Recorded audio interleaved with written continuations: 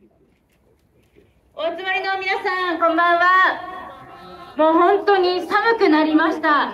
この寒い中ですけれども、この外務省前での抗議行動に参加された皆さん、今からですね、約1時間ほどですけれども、外務省に向けて、声を上げていきたいと思っています。今日はですね、スピーチ、そしてですね、スプレヒコール、合わせながら行動を行っていきます。また、これから参加される皆さんにお願いです。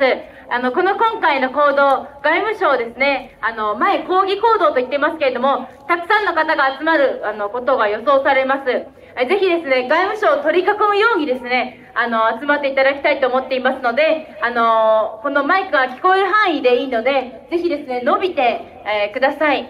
取り囲めるような、そんな状態にしていきたいと思いますので、ぜひですね、入れるとこ見つけて、伸びてください。よろしくお願いします。それではまず最初に、外務省に向かって、スプレヒコールを上げていきたいと思います。フリーフリーパレスチナ！フリーフリーパレスチナ！フリーフリーパレスチナ！フリーフリーパレスチナ！フリーフリーガーザ！フリーフリーガーザ！フリーフリーガーザ！フリーフリーガーザ！ストップストップジェノサイド！ストップストップジェノサイド！ストップストップジェノサイド！ストップストップジェノサイド！虐殺に加担するな！虐殺に加担するな！虐殺に加担するな！虐殺に加担するな！日本政府は努力しろ！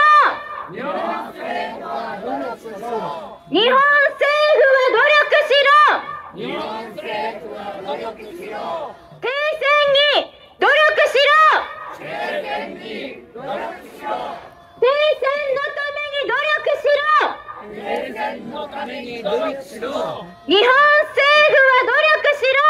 日本政府は努力しろ！虐殺に加担するな！虐殺に加担するな！虐殺に加担するな！虐殺に加担するな！フリーフリープレス！フリーフリーパレスタイン！フリーフリープレス！フリーフリーパレスタイン！ストップストップジェノサイド！ストップストップジェノサイド！ストップストップジェノサイド！ストップストップジェノサイド！フリーフリーガーザ！フリーフリーガーザ！フリーフリーガーザ！フリーフリーガーザ！ガザを解放しろ！ガザを解放しろ！ガザを解放しろ！ガザを解放しろ！虐殺やめろ！虐殺やめろ！虐殺やめろ！虐殺やめろ！爆撃やめろ！爆撃やめろ！爆撃やめろ！爆撃やめろ！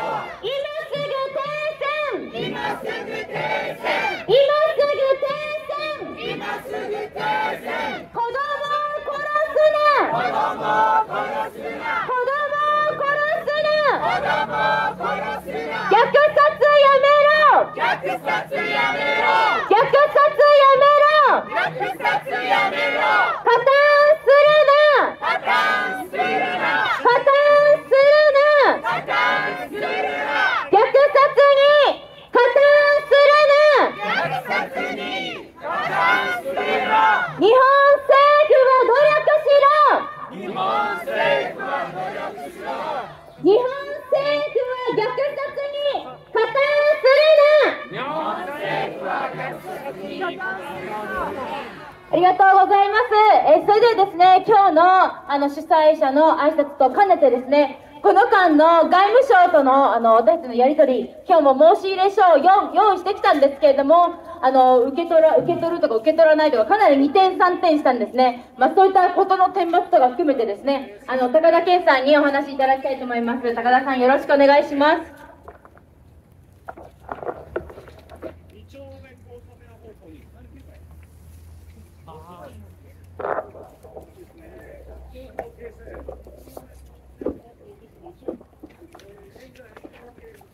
皆さん、寒い中、お疲れ様です。今日の私たちの行動の目的は、外務省に対して、私たちがこの間の日本政府の取っている態度が曖昧だし、ちゃんと今度の問題にはっきりイスラエルの虐殺に反対する立場に立てという私たちの要求を伝えることを一つの目的としています。そういうことで、上川大臣に対する要請文を用意しております。後でご紹介しますけれども、この要請文を今日は外務省の当局に伝えようとしました。中東一家というところが、パレスチナ・イスラエルの問題を担当している部署のようですが、当初私たちはそういう趣旨で要請文をみんなで持っていくと、そして代表が外務省に渡したいので、外務省の方から出てきてください、そういうことを言いました。いろいろ話しているうちに、中東一家はその6時45分頃はもうほとんど人がいなくなるので困るっていうふうな話をあだこうだやってるうちに、外務省の他の役人でもいいですかって話になったんです。外務省の役人が受け取るんであれば、それは別に我々から中東一家が出てこいと特別に名指しはしないということで、6時45分に外務省の中東一家ではない人が、外務省の省員が出てくることになったんです。やり取りの中では、ここにいる H さんたちが受け取るなんて方法もあるのかないのかとか、いろんな話になったんですけども、そういう文書をこの H さんたちが受け取るっていうのはありえないから、やっぱり省員が受け取らなきゃいけないということで、省員を6時45分ここに来ることを約束したんです。それで話は終わったの。そしたら翌日、昨日のあの話はちょっとまずかった。撤回するって話になったの。何を言ってんのってものすごく怒ったんですよ、私も。ちゃんと役人が我々に受け取ると約束したのに、翌日になってあれはまずい、受け取れない、そんな話があるかということで随分やり取りになったんですが、最終的には約束しなかったって途中から言い出して、それを言い出して、本当に嘘なんですね。だから約束したのに立場がなくなって約束しなかったって言い出す。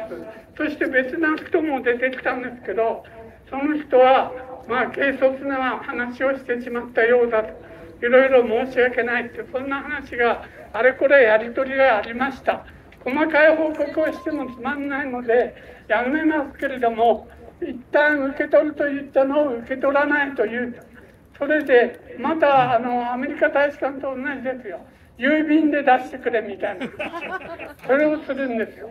我々は直接渡したいんだということになって、そして私は昔外務省に対して要請文を渡したことも何度も経験がありますから、昔はちゃんと受け取ったではないかということをいろいろ説明したら、日にちを変えて、6時45分にはいないからいる時に受け取るということで、今話は、来週の金曜日ぐらいに外務省にちゃんと中に入ってその文書を渡すか渡さないかって話になってるんです。それをやってもいいみたいな話になってるんですけど、私たちは目的はとにかく届けることだから、どういう形かで届けよう。それは配達証明でもいいし、もう話し合いでもいいし、それは皆さんと相談した上で届ける方法を考えたいと思います。いずれにしても日本の役所というのはそういうデタラメなとこだっていうのが改めて分かりました。一旦約束したものを翌日都合が悪くなくて撤回する。で、ちゃんとごめんなさいとも謝らない。そういう経過がありました。それはそれとして今からそれを紹介してもらいますけれども、私たちは今日の講座を通じてその要請文の趣旨をみんなで貫徹して外務省にきちんと抗議の声をここで届けたいと思います。実際はたくさんいますからね。外務省の省員は10時11時まで仕事をしてますから、私たちの声はきちんと届くと思います。今日寒い中ですけれども、頑張ってこの行動をやり抜きましょう。ありがとうございます。流れ作りばっかりやってるんじゃないよ。ありがとうございます。今話にあった通りですね、もうこれだけ明かりがついてるじゃないですか。いるんですよ。たくさん外務省の職員たくさん出てきてますし、ここに出てきて文書を受け取るぐらいどうしてできないのと。それが外務省の態度なんですか。本当にひどいと思います。後日取りに来いとか取りに来るだとか散々いろんなことを言ってですね、一体日本政府はどうなっているんだと、これが役所のやることなのかと、本当に恥を知れということを申し上げたいと思っていますし、今後その一生懸命みんなで作った文書をどう取り扱うとかということも仲間と相談していきたいと思いますので、また後々ですね、これをどうやって取り扱うかということは皆さんに報告していきたいと思いますが、大変本当に怒ってます。あまりにもひどいです。今日もこれだけたくさんの人が集まって日本政府は虐殺に加担するなと当たり前のことを言っているにもかかわらず、その文書を受け取らないとは何事なんだと怒りの声をですね、この後またぶつけていきたいと思いますが、どういう文章をですね、私たち作ったのかということを読み上げていただきたいと思います。共同センターの高橋さん、よろしくお願いします。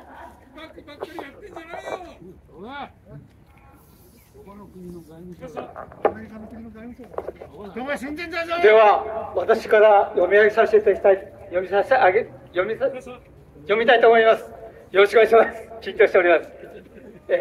外務大臣上川陽子様、ガザ及びヨルダン川西岸におけるイスラエルの国際人道法を含む国際法、国連決議などを無視したジェノサイドと蛮行を直ちにやめさせる行動を求めます。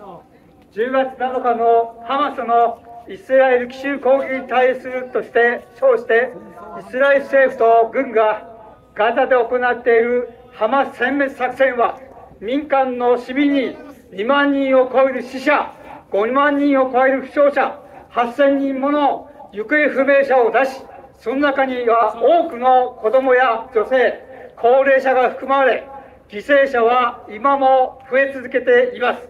その実態は、民間人の保護を命じる国際人道法や2回の国連総会決議の精神も踏みにじるもので、世界中でジェノサイドだ、即停戦をという声が上がり、それが大きな国際世論となっています。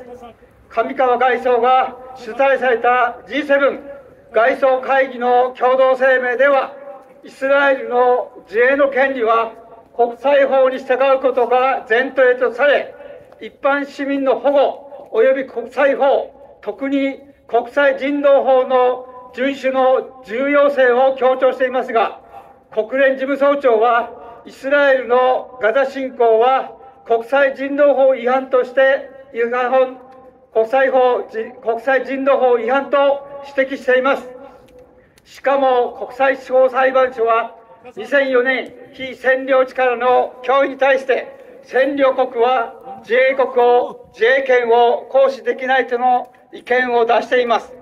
しかしあなたはイスラエルに対して一般市民の保護や国際人道法を含む国際法に従った応答を要求してきたというだけで国際法に違反すると認識を示していません。これは事実上イスラエルの行動を容認するシグナルに他なりません。また共同声明では戦闘の人道的休止を指示しましたが、それは短期間に終わり、ガザの戦場はさらに深刻化しています。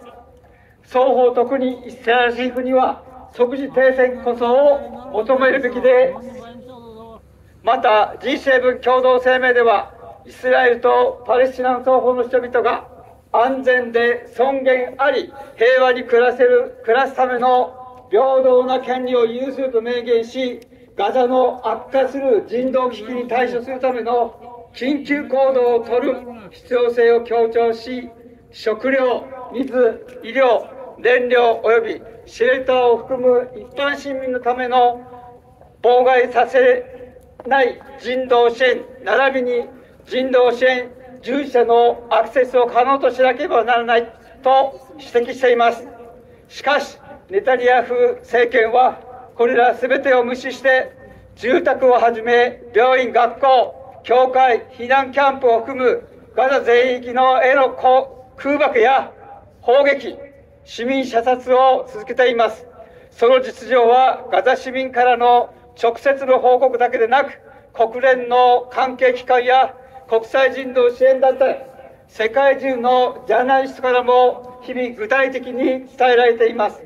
日本政府として明確にイスラエル政府に対し、このような非人道的作戦を直ちにやめるよう要求し、ガザ市民の国際支援機関、団体の資金、物資の提供や専門の支援要員の派遣を緊急に行うべきです。さらにイスラエルはヨルダン西岸地域でもパレスチナ人を襲う人権入植者を武装化し、抗議するパレスチナ人への武器使用や大量逮捕を行っています。占領地への入植や領土併合には明らかな国際法違反です。これらに対しても日本政府として明確に批判し、パレスチナ住民への暴力を直ちにやめさせ、入植と併合を撤回させるため、具体的な外交的、経済的な制裁措置を含む行動を取るべきです。私たちは日本政府がイスラエルともパレスチナとも外交関係を有している、承知しています。またご案内の通り、全世界の国民が等しく恐怖と欠乏から逃れ、平和のうちに生存する権利を有すると確認するとの憲法全文及び平和主義の第9条を持つ国として、米国の顔色を伺うのではなく、即時停戦に積極的イニシアチブを発揮し、以下のような実効的な措置を取ることを求めます。人々の生命と尊厳、中東の公正で永続的な平和の実現のために、一つ、国連安全保障理事会での停戦決議の採択に向けて、拒否権を行使しないよう、米国を説得すること、一つ、国際刑事裁判所があらゆる当事者の戦争犯罪等を調査し、容疑者を起訴するために必要な支援を行うこと、一つ、日イスラエル投資協定を破棄し、日イスラエル経済連携協定に関する共同研究を停止すること、一つ、日本国防衛省とイスラエル防衛省との間の防衛交流に関する覚書を破棄すること、以上です。パレスチナに平和を、緊急行動参加者一同、以上です。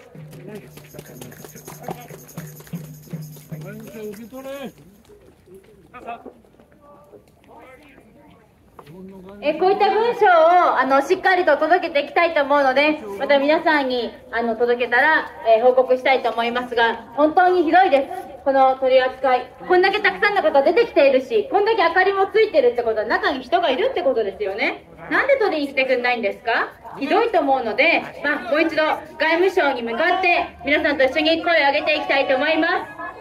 虐殺やめろ！虐殺やめろ！虐殺やめろ！虐殺やめろ！フリーフリーパレスチナ！フリーフリーパレスチナ！フリーフリーパレスチナ！フリーフリーパレスチナ！フリーフリーガザ！フリーフリーガザ！フリーフリーガザ！フリーフリーガザ！ガザを解放しろ！ガザを解放しろ！ガザを解放しろ！ガザを解放しろ！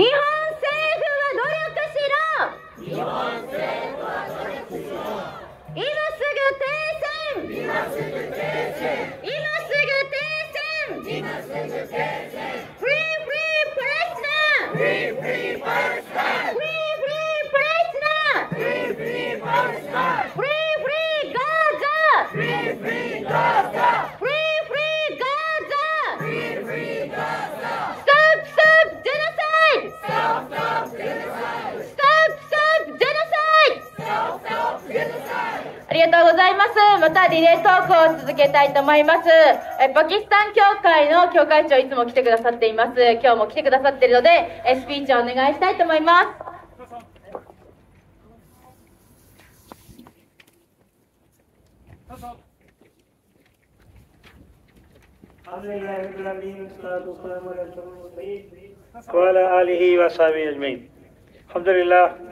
今日この寒いところで皆さんが集まっていることは平和を求めたい、また日本政府に抗議をしたいことでここに集まっていることは本当におめでとうございます。私が言いたいのはね、日本政府は日本の国民がね、第二戦争の時は被害をすごい被害を覚悟されてすごく被害を経験をしていますよね。だからその気持ち日本政府が覚えてないですか？今の変わっててもそれはことは一緒でしょう。どうしてそのことが今ガザとかパレスチナに起きてるんじゃないですか。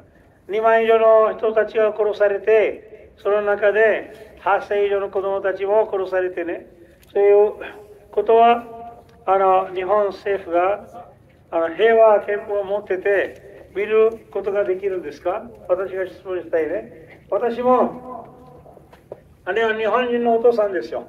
私の子供たちだけじゃなくて私の孫もね日本人です。日本に住んでいます。生活しています。今度の日本はどういうことになる？どういう日本にしたいですか？戦争する？戦争したい？戦争する？約束続ける？そういう国にしたいのか、それとか平和の国にしたいのか、それは考えるべきであります。考えなきゃならないんですね。だからどうしてそれ平和憲法を持ってて、今が変わってきてアメリカの強くでイスラエルサポートしてるのは、それで殺し合い、虐殺をずっと続いてるんじゃないですか。そのために日本の努力はどこにあるんですか？どこにそういう努力、協力とか努力はどこにあるんですか？それをそのまま殺されてね、一人の人とか一人の子供を殺されても大変なことじゃないですか？そのために我々がみんな働かなくちゃならない。それを助けなくちゃならないですね。日本は今まではずっとどっかにそういう大変なことがあったらすぐ援助してくれてたんじゃないですか。お金でも物でも何でも送ってくれたんじゃないか。今回はどうなんですか？今回はあそこ水もないよ。あざに水もない、食べるものもない、薬もない。それから病院も殺されてる。教会も殺されてる。教会も壊されてる。だからどういうことをサポートしたいんですか？どういうことをしたいんですか？今までの日本は皆世界中でね、すごく褒められて、または好きになってて、日本のものをよく買って、日本の経済を助けてるんじゃないですか。私も一つ輸出の会社を持ってて、日本のもの、古いものでも新しいものでも送って、それで外貨を稼げて、この経済を助けたんじゃないですか。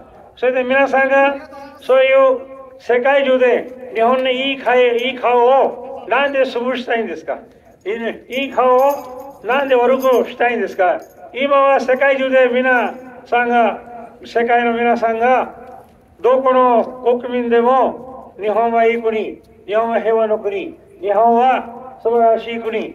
だからそういうイメージを悪くするのは今のやってることがイメージが悪くなる。悪くなれば日本はどうなりますか。そうなってもいいんですか。それを考えるべきじゃないですか。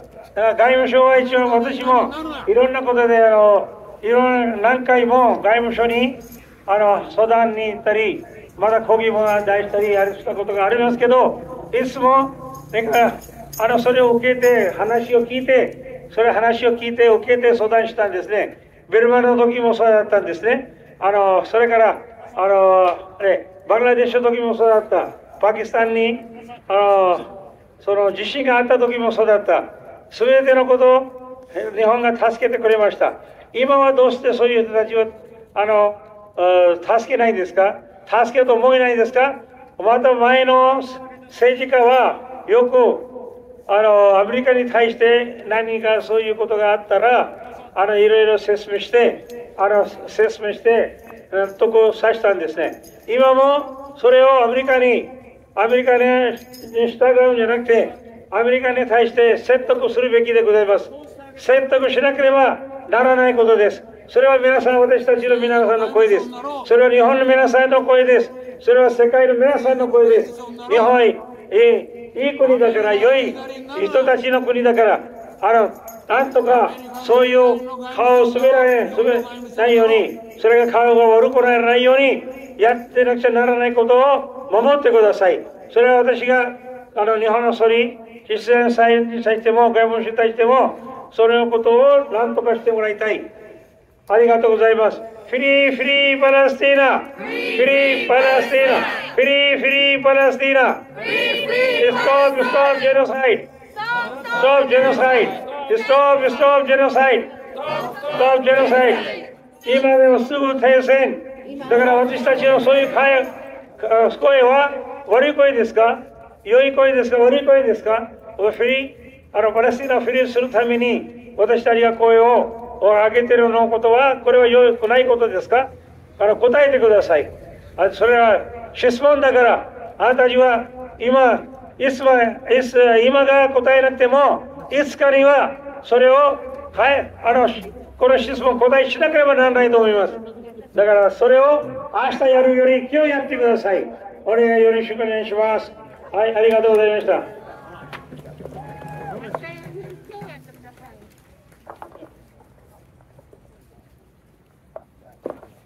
りがとうございました。それでは本日はパレスチナ人の女性2名が今日来てくださっています。スピーチをお願いしたいと思います。まず最初に、ウィアマさんよろしくお願いします。通訳の方も来てくださっています。ありがとうございます。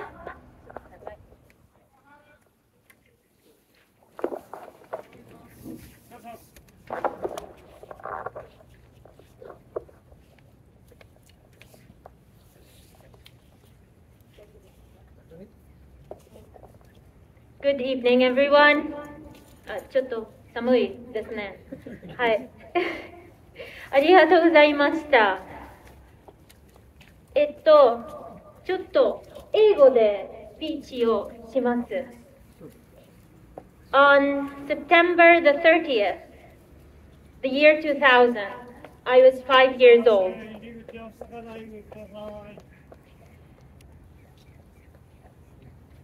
We opened on a channel called France 2, who was live broadcasting from Gaza, crossfire between the military forces, the occupation forces, and what they called the police security force in the Palestinian territory.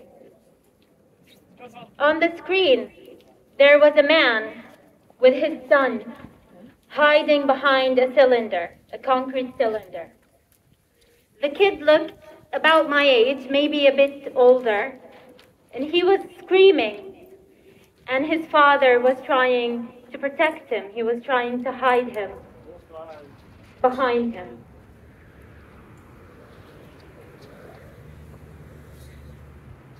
2000年9月30日、私は5歳でした。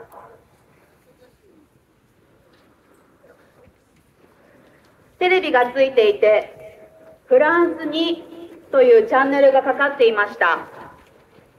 そこでは、ガザで起きていた占領軍と、そのテレビ曰く、パレスチナ地区の保安部隊の間の戦いを実況している放送でした。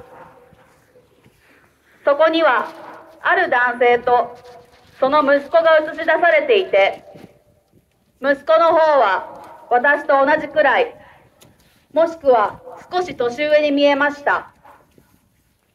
二人はコンクリートのブロックの後ろに隠れて、銃弾を避けようとしていました。The kid, his name was Muhammad al-Durra, was shot. And you can see him lying on his father's lap, Jamal al-Durra, who had passed out behind the concrete block. 大声で叫んでいる息子を、お父さんは自分の背中の後ろに隠し、守ろうとしていました。その子供の名前は、モハマド・アルドゥーラ。モハマドは撃たれ、父親、ジャマール・アルドゥーラの膝の上に横たわっているのが見えました。ジャマールはコンクリートのブロックの後ろで失神していました。You could see it on TV, on live TV. The kid had died. The Frenchman who was reporting over this live stream was an Israeli Jewish journalism veteran called Elderlin. He reported on live TV that the kid had been killed by Israeli fire. The Israeli forces, the government, called this kid and his father actors.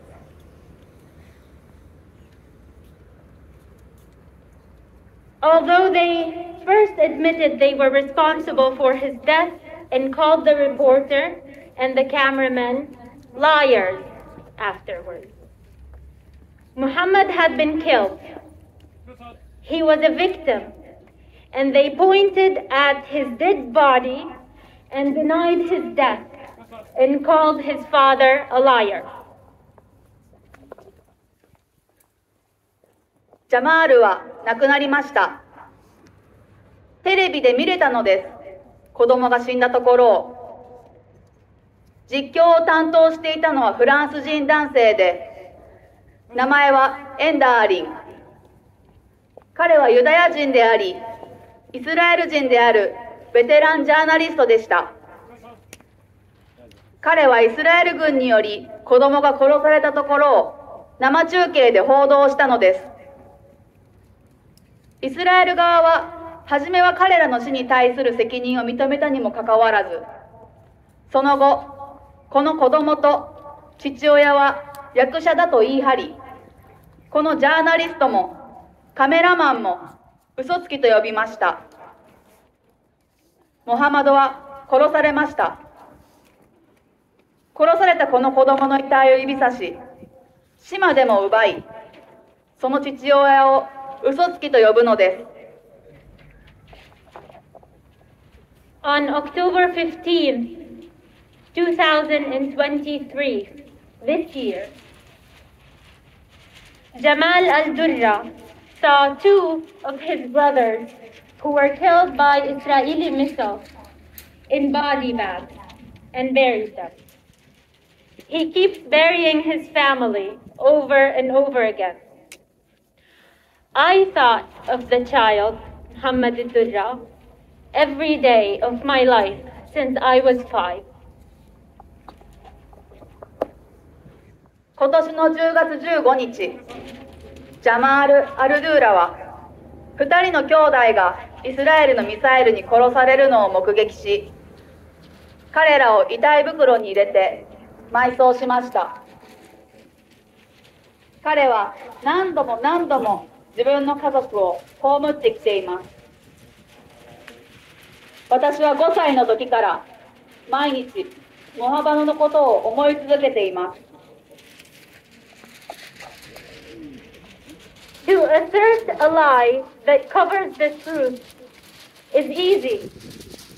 It is a tool of oppression because it becomes exhausting for you, the listener, to find the truth. I think people attending these protests are not thanked enough. So thank you for your patience and empathy, but I have one request. Please continue learning, especially about the stories of Palestinian people.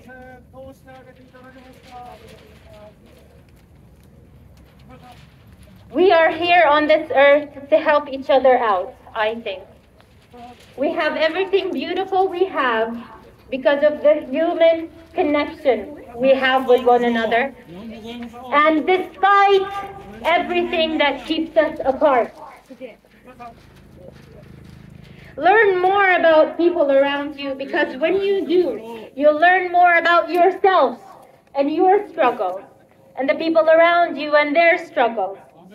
So when Palestine is free, you can look at yourself and say, I asked questions, I learned these stories, I helped people become free, because no one is free until everyone is free. 真実を隠す、嘘をつくことは簡単です。これは抑圧のツールなのです。聞いているあなた方が真実を見つけ出すことを大変にさせるのです。このようにデモに参加してくれている人たちに感謝の言葉は言って尽くせません。皆さんの忍耐強さと共感の力に感謝いたします。私からは一つだけお願いがあります。どうか学び続けてください。私たちはお互いを助け合うためにこの地球にいるのだと私は思っています。私たちが持つすべての美しいものは、私たちを引き裂こうとするすべてのものがある中でも、人間同士お互いとつながり合ってこそあるのだと思います。周りの人から学んでください。それは自分をもっと知ることになり、自分自身の戦いや苦労も知ることになり、周りの人を知り、その方々の戦いや苦労を知ることになります。そうしてパレスチナがやっと自由になったとき、あなたは自分自身のことを見つめてこう言えるでしょう。あの時私が何が起こっていたか見ていた。人々が自由になることを手伝ってきた。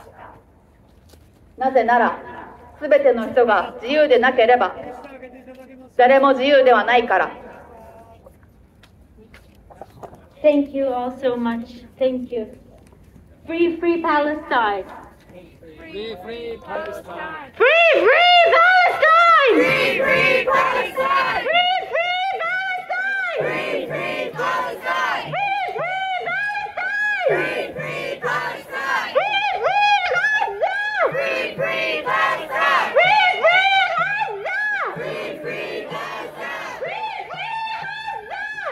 free Palestine. Free, free Gaza. Free, free Palestine. Free, free Palestine.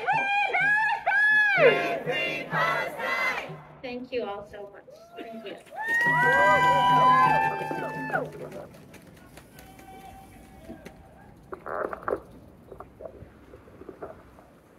宮本さんどうもありがとうございました。それでは続きまして、ヌラさんよろしくお願いします。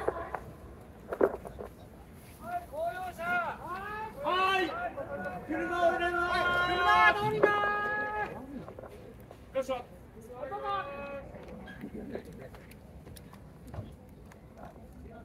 大丈夫ですよ。アメリカ大使館に呼ばれたのか。外務省頑張れ。こんばんは。アメリカに何になるな。初めてのスピーチです。デモに来ていただいている皆様、外務省の方の皆様、寒い中、皆さんを集まっていただいて、みんなを見守っていただいて、誠にありがとうございます。皆さん、大きく上げてください。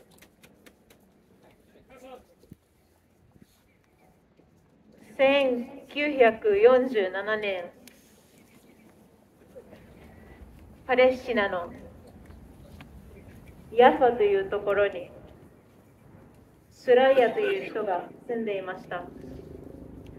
スライヤはファッションデザイナーでした。子供の時から洋服が好きで、洋裁教室に通って17歳の若さで自分のアトリエを作ることができました。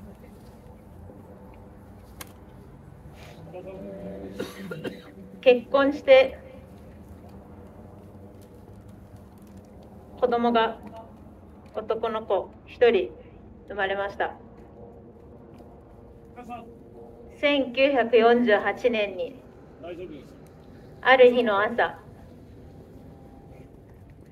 起きて外が騒がしいなと思って出たら、人が道の中射殺されていました。シオニストのミリシャハガナというグループが町の住民を殺していました。町の家を次々と火をつけていきました。次はスライヤの家でした。スライヤは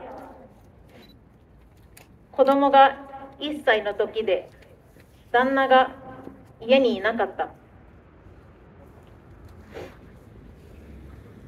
ハガナの人が家を出なければあなたも子供も家も全部火をつけますよとスライヤに言いました。スライヤは1歳の子供を抱いて家を逃げて、親族の人が用意していたトラックに乗って次々とアジャマ、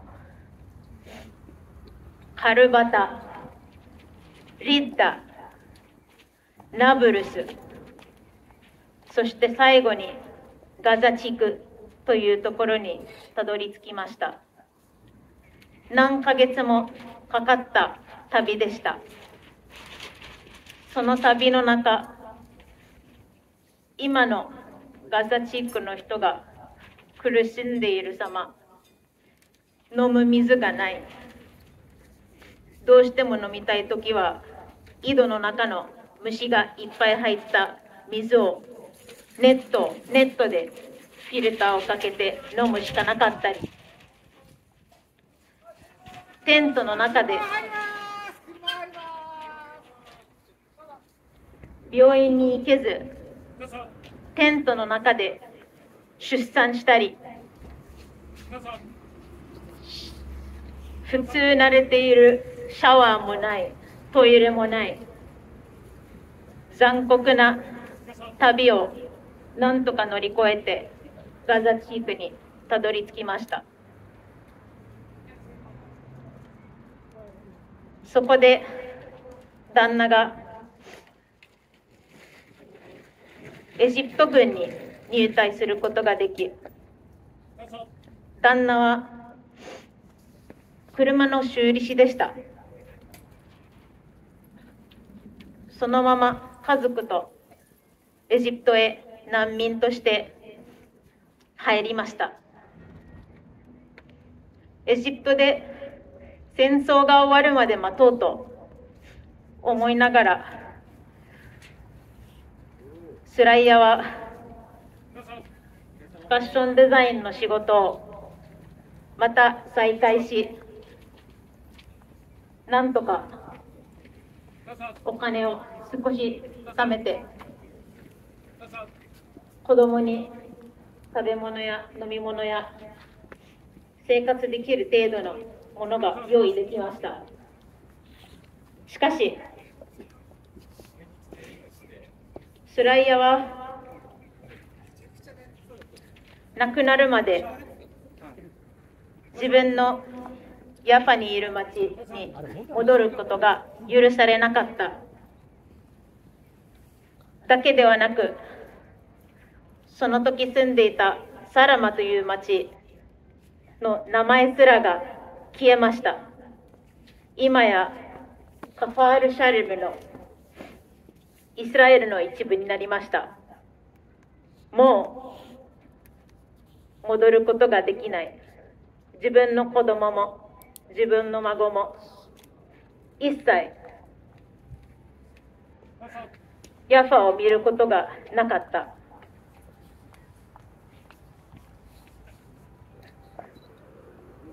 スライヤは子供にできるだけのいい教育を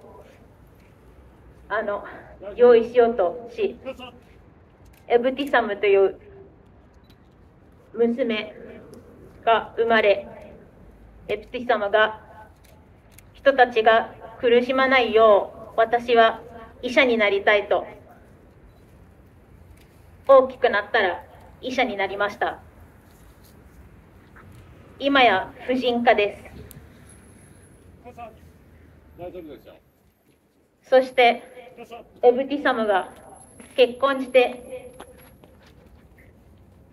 2年でヌラという女の子が生まれました。私です。エブティサムはお母さんです。スライヤは私のおばあちゃんです。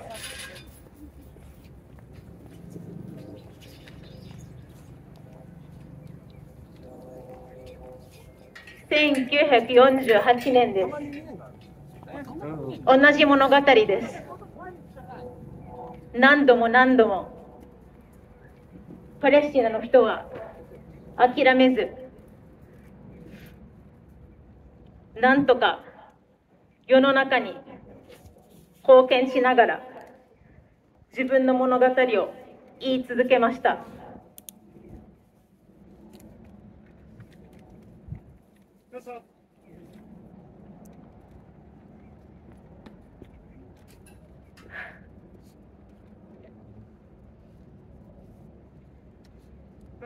2023年に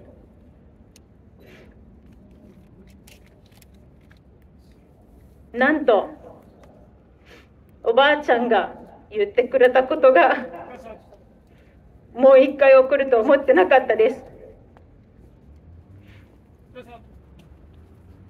私がいたら、私の友達がいたら絶対なんとかできただろうと、いつもおばあちゃんの話を聞きながら思いました。今回こそ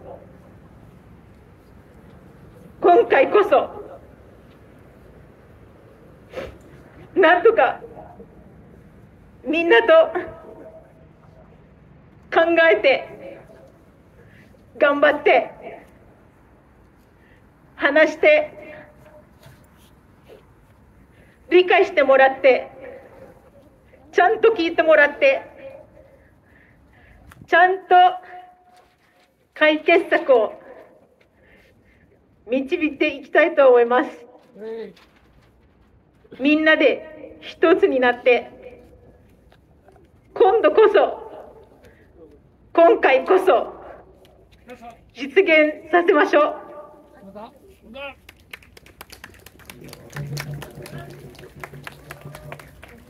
ありがとうございます。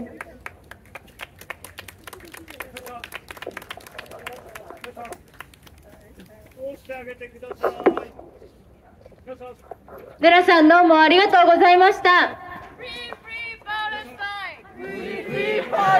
それでは続きまして新藤さんお願いします。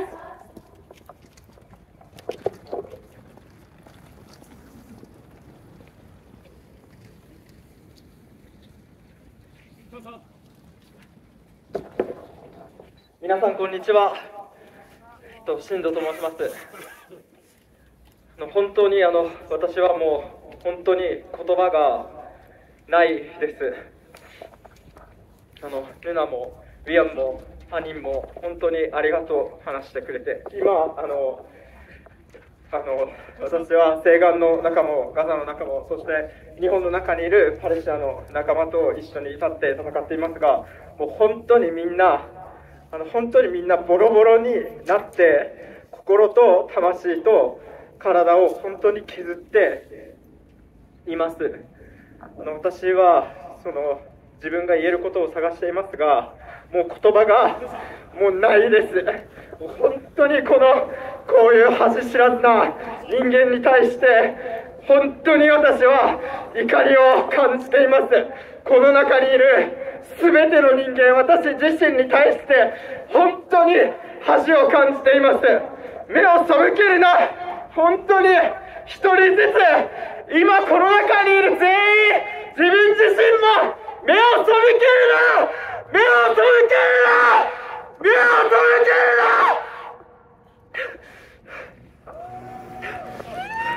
私たちは絶対に今起きていることを絶対に止めます。目を背けるな。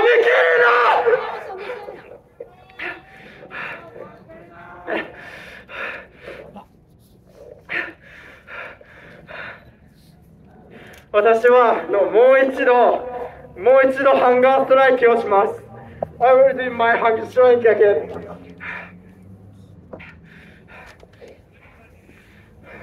でも日本の中でも世界中でもこうやって一緒に立ってくれてる人たちがたくさんいることは分かっています。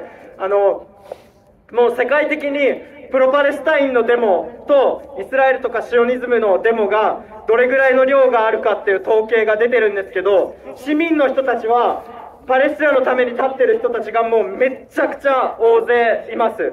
だから10月7日からこうやって訴えて、本当にたくさんの人、普通の人々、小さな人々が声を返して立ってくださっていますが、市民の中の潮目はもう完全に変わっています。そして今まだパレスチナのことを知らない人とかにも広げていくことも命をかけてやります、私たちは。だから本当に皆さん力を貸してほしいです。で、本当にデモに立ってくださっている皆さんにも感謝したいですし、だけど今はボイコットの運動も結構成功したりして、そこからダイベストメントといって、ここは外務省ですけど、防衛省と手を結ぼうとしている伊藤忠アビエーションとか日本エアクラフトサプライっていう場所に本当に圧力をかけるようなことを今やっています。で、私自身はもう言葉が尽き果てているけど、今こうやってパレスチナの仲間やパレスチナ人で本当に心と体と魂を削って言葉を吐いている人がいるので、自分も自分の持っている以上の力、全ての力を使って今起きていることを止めようと思います。もうこの先の人生にこれ以上重要な瞬間は絶対に訪れないと思います。今ここにいる全員、この中に入っている全員、目を背けるな。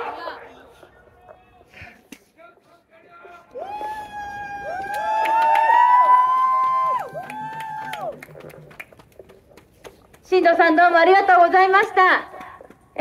続きまして、ジャーナリストの有田芳生さんが来られているので、スピーチをお願いしたいと思います。有田さんお願いします。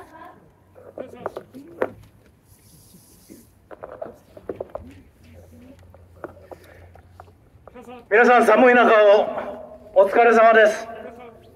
有田芳生です。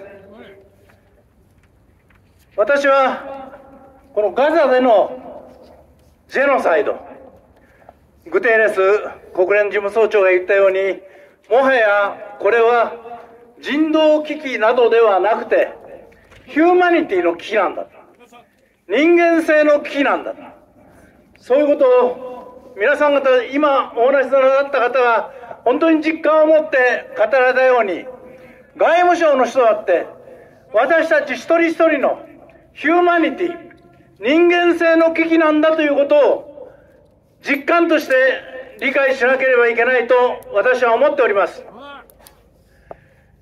今、雑誌の世界で岡真理さんがイスラエルとハマスとの関係について歴史的に詳しく分析をされております。私はメディアでも仕事をやってまいりましたけれども、今の日本の報道がイスラエルの植民地主義、そのことを曖昧にするような報道がずっと続いてきた。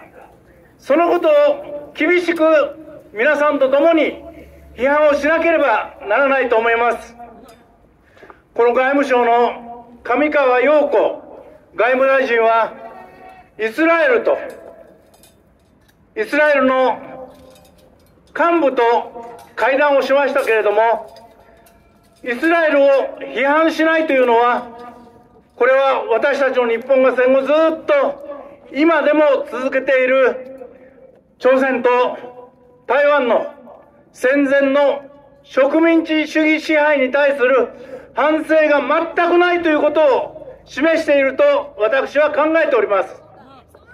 この日本の現実を、今回のイスラエルのジェノサイドの問題を厳しく批判すると同時に、私たちのこの日本の政治、歴史を振り返り、この日本を変えていく力にしなければならない、そのように考えております。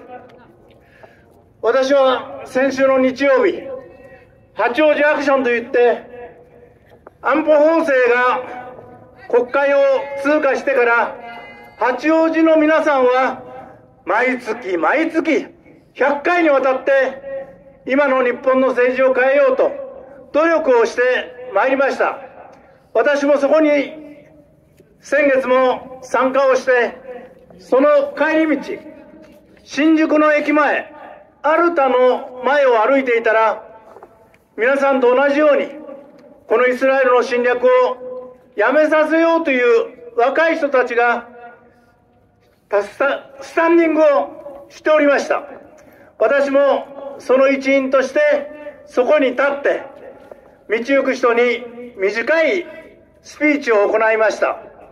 多くの人、若者たちはそこを通り過ぎていくんだけれども、私はそれをずっと見ていたら、ただ通り過ぎているんではない、皆様方が今持っていらっしゃるようないろんな主張というものを若い人たちも目にしながら、気にしながら通過していってるんです。確かにワシントンに30万人の人たちが集まってイスラエルのジェノサイドをやめろという声、アメリカでもヨーロッパでも高まっている。それに比べればまだまだ私たちの運動は小さいかもわからないけれども、今ここに立っていらっしゃる皆さんの声が、行動がこれから来年にかけてまだまだ広がっていくということを私は確信をしております。一人から皆さん戦ってまいりましょう。みんなとつながって頑張っていきましょう。イスラエルのジェノサイド、侵略を直ちにやめさせる力をこれからも一緒になって広げてまいりましょう。私は今から官邸前に行かなければいけないんで、これで終わらせていただきますけれども、皆さんのこの力が全国に広がっていくということを確信をしてスピーチを終わらせていただきます。寒い中お疲れ様です。